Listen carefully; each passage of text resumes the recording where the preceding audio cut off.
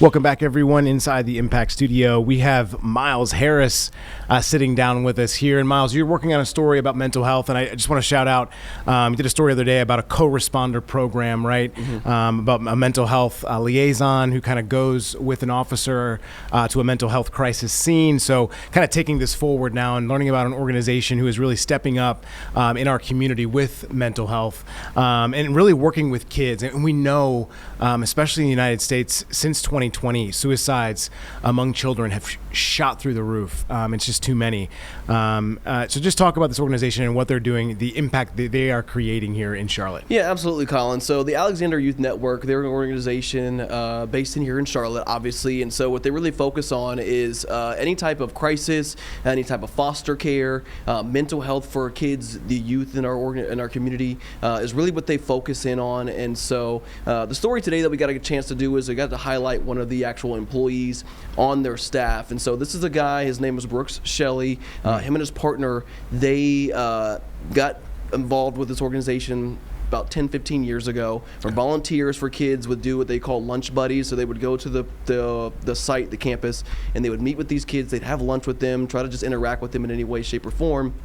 Fast forward to 2026, and now he works on the staff of this organization. And so it's like really kind of a full circle moment for him and for his family, and being able to combine both the professional and the personal side of things when it comes to the impact that they're trying to make on these kids. Really hit home for them, and really for the kids that they interact with on a daily basis. And so the one thing that I can tell you, like, Colin, when you see these stories, it's like the people are like walking sound bites, right? Like they just take everything and they say anything. And the one word that I can tell you that really stuck out to me in talking with Brooks is the word hope. And so, like, hearing him say it, seeing him saying it, seeing what that means with their questions that we're asking and things of that nature, really, really puts into perspective the work that they're doing, and especially what him and his partner are doing as well with AYN. And so we're looking forward to kind of telling that story tonight. Okay, so remind me the age group again? They start with the kids as young as 5. 5 years old, and they can go all the way up to about like 16, 17, 18 years old. And so, and they've adopted, him and his partner have adopted 3 kids, and now they even have some grandkids as well. And so this is family. And that's like, it's awesome to kind of see him feel like, hey, I was able to put my time in as a volunteer, but I wasn't having enough of it yet. I wanted more. Now that I'm working with this organization and doing the same thing and hoping to inspire kids and trying to get that brighter future. We talk about that, we say that in stories, but to see it and feel it here, it felt like that way. That is cool.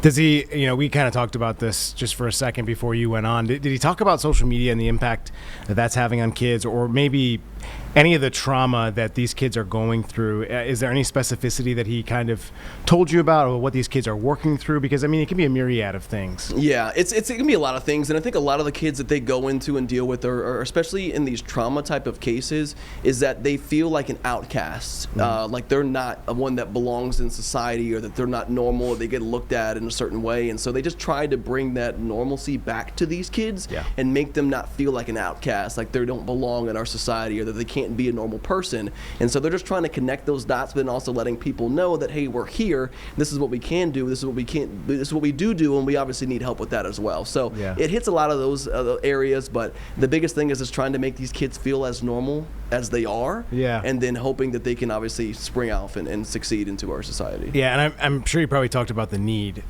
because I mean there are not enough mental health therapists. I mean, my wife is a therapist, has her own company, so I realize and I understand how busy she is, and sometimes it's access, right? Maybe it's insurance, and that for me really hurts, because I've been in a situation as a young kid where I've known people that could have needed it. I had a friend that committed suicide at a young age, didn't necessarily know anything, right? And mental health, I mean, we just really started talking about this over the last decade. This really wasn't, I mean, as a kid, and even as like a teenager, I mean, I hate to say I stuffed things in, but I mean, it really wasn't something you discussed, with. I mean, we talk about it. I mean, but that's the first step, right? Is at least having that conversation.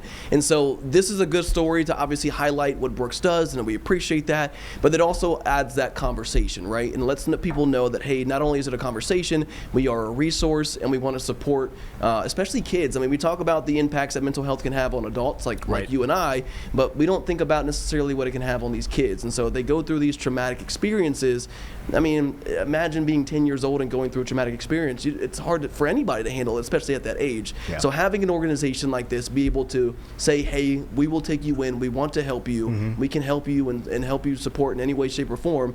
That's what this organization does, and it's good to hear people like Brooks tell their story, because not only that, his partner, his husband, was also a child who went through the program as well. So there's a lot of full circle moments with this, but to see what they've been able to do, for them to not only be a part of it through volunteers, but even to adopt some of the kids, to see that family and connect both those families here. That's cool. It's a blessing. It really is. All right, so tell us when the story will be airing tonight. 6:15. 6:15. All right, so check it out, guys. Obviously, if you can't catch the news at 6:15, you can stream and also check out the story online, WCNC.com.